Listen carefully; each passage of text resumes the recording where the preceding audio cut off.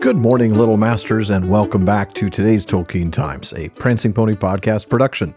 I'm the Man of the West. Let's keep week 72 going with another Word Nerd Wednesday.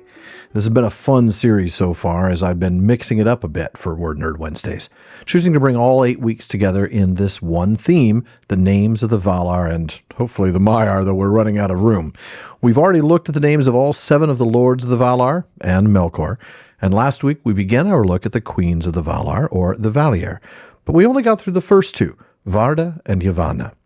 Hopefully this week we'll make it a little better progress. Now, we'll start with Nienna then and see how far we get. First, let's take a look at who she is from the Valaquenta in the Silmarillion. Mightier than Estë, and we'll get to her next, is Nienna, sister of the Feanturi. She dwells alone. She is acquainted with grief and mourns for every wound that Arda has suffered in the marring of Melkor. So great was her sorrow as the music unfolded, that her song turned to lamentation long before its end, and the sound of mourning was woven into the themes of the world before it began. But she does not weep for herself, and those who hearken to her learn pity and endurance and hope. Her halls are west of west, upon the borders of the world, and she comes seldom to the city of Valimar, where all is glad. She goes rather to the halls of Mandos, which are near to her own, and all those who wait in Mandos cry to her, for she brings strength to the spirit and turns sorrow to wisdom. The windows of her house look outward from the walls of the world. Now, her name is glossed as Lady of Pity and Mourning, and there's simply not a lot on her name. The initial element is likely related to a Quenya element, Nie, meaning tear. Now, that element is in the birth name of Turin's sister, Nienor, which is said to mean mourning. Now, in the very oldest versions of the story, Nienna's name was originally Fui, meaning death goddess, and Nienna was just an epithet, but by the 1930s, she was Nienna. Now, next up is Nienna's sister-in-law, the wife of Irmo, and some of what I'll read here about her from the Valaquenta overlaps with our discussion of the Master of Visions and Dreams. Estë, the gentle, healer of hurts and of weariness, is Irmo's spouse. Gray is her raiment, and rest is her gift.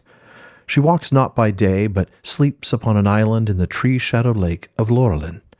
From the fountains of Irmo and Estë, all those who dwell in Valinor draw refreshment, and often the Valar come themselves to Lorien, and there find repose and easing of the burden of Arda. Esté's name is translated variously as rest, repose, and peace. And in Quenya, the word Estë is used only for her name. The usual word for rest, repose, or peace is sere, for what that's worth. Now, in the oldest versions of the story, Irmo had no wife, and Estë was not a Valier, but a chief of the Maiar. Next up is Vairë. In the Valaquenta, we read that Vairë the Weaver is Namos or Mandos' spouse, who weaves all things that have ever been in time into her storied webs, and the halls of Mandos that ever widen as the ages pass are clothed with them. Now, the etymology behind her name is a bit more complicated than the last 2. It's translated as weaver or ever weaving, derived from a root, weir, meaning weave. Now, originally, Tolkien had a pair of roots that were connected to weaving, gwere, Gwere, while, twirl, or twist, and an unglossed root, gwythi. Now, that last one showed up in the Quenya lexicon in the 1910s, so we're talking really, really old, in words related to weaving like woof and loom. Those were winda and windella. Now, the other root, gwere, was seen in another name for ungoliant, gwerlum, or gloom weaver. But by the 1930s, Tolkien instead had wey, W-E-Y, wind or weave as the root for Vairë. Now, in some notes in 1957, and thanks to eldamo.org for pointing me there, Tolkien wrote, owing to the use of gwai, wind, as in gwaihir, we must have waya mean blow or be disturbed. Waya cannot therefore be used as weave, and Vairë has no connection with winds or stories.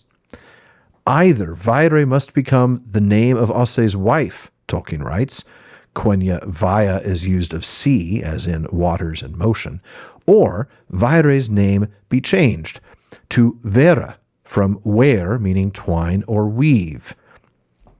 There you go. Now, in the oldest versions, by the way, Vairë was an elf and Mandos was married to Nienna. But in the Silmarillion drafts around the 1930s, Nienna became single and Vairë the Weaver was named as the spouse of Mandos. That was a little complicated. Next up is a simpler one, Vána. We don't get much on her from the Valaquenta, but we'll have a look. The spouse of Orome is Vána the Ever-Young. She is the younger sister of Yavanna.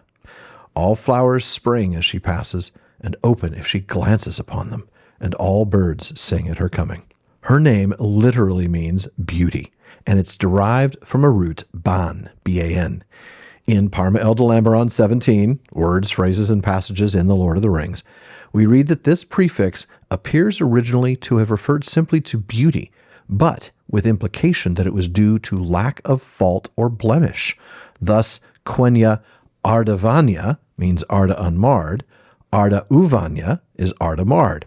And then Tolkien continues saying that the Quenya name Vána, the name of the Valier, is the most perfectly beautiful in form and feature, also holy, but not august or sublime, representing the natural, unmarred perfection of form in living things. The element is also seen in Vanya, beautiful, unmarred, of fair, unspoiled form, and Vanima, only of living things, especially elves or men, meaning beautiful. You might remember that word from Treebeard's farewell. It is long, long since we met by stock or by stone, Vanimar, Vanimalian Nostari, meaning, O beautiful ones, parents of beautiful children. And then finally, her sister-in-law, the last of the Valier, Nessa. We read in the Valaquenta that Tulkas' spouse is Nessa, the sister of Orome, and she also is lithe and fleet-footed. Deer she loves, and they follow her train whenever she goes in the wild, but she can outrun them, swift as an arrow with the wind in her hair. In dancing she delights, and she dances in Valimar on lawns of never-fading green. In The War of the Jewels, Quendi and Eldar, the Elvish loremaster Pengoloth observes that her name isn't actually Elvish, and most likely represents a Valaran title, which is what happened with Tulkas' name as well, if you remember from a few episodes back. The problem is we just don't know. Some others connect it to a word Neressa, meaning she that has manlike valor or strength. But in the etymologies, it does appear that Tolkien eventually landed on her name as being derived from the root Neth, meaning young. Now, in the early Lost Tales, she had a couple of other names in Quenya, Heleniatile, meaning eyes of heart's ease, and Melesta, from mele, to love.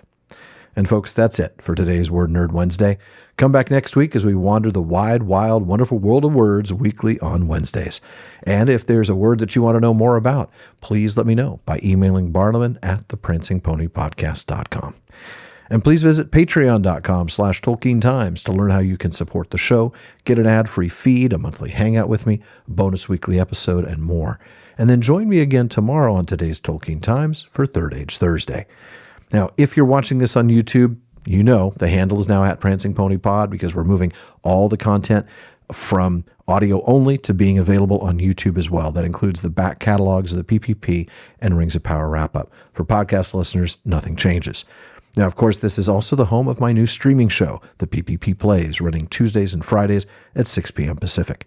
Now, consolidation is also the theme on social media, so follow all the Prancing Pony production shows by following @PrancingPonyPod on Twitter, Blue Sky, Instagram, and TikTok, and simply the Prancing Pony Podcast on Facebook. Finally, as Faramir says, go with the goodwill of all good men.